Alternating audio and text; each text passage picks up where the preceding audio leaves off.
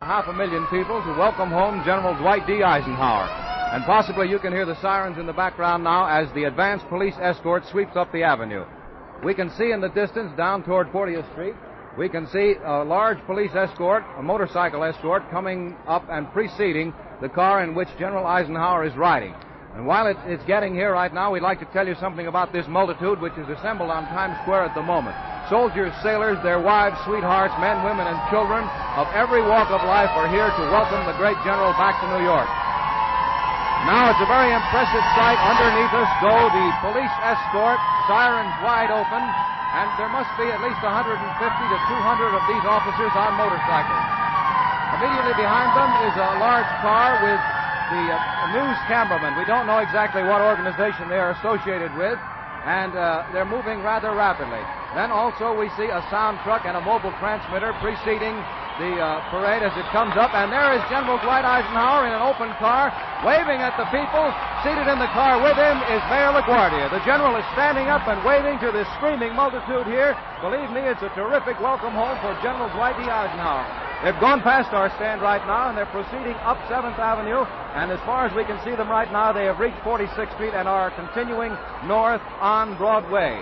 Behind them come the cars containing the other members of General Dwight Eisenhower's party and other members of the police escort on motorcycles accompanying these automobiles.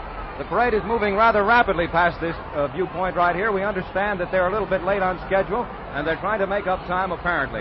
The multitude in Times Square is waving, and as they go up the avenue, we can hear the cheers of the crowd increasing as the general and his party go along up the street.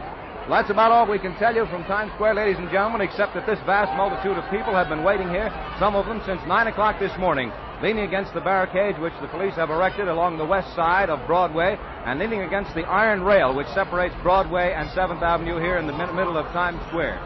People of all walks of life are here to welcome this great general home.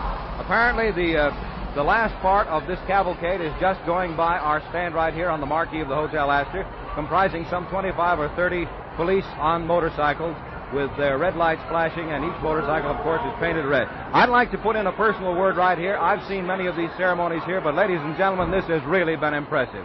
The figure of a man who led the conquering armies of Europe against the foe, standing in the car and very modestly and very unassumingly receiving the cheers and plaudits of the people assembled here at Times Square. And that's about all we can tell you right now. The people are breaking up and the multitude is gradually dispersing in the side streets.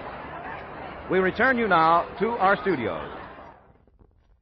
We return you to the music of Vincent Lopez and his orchestra.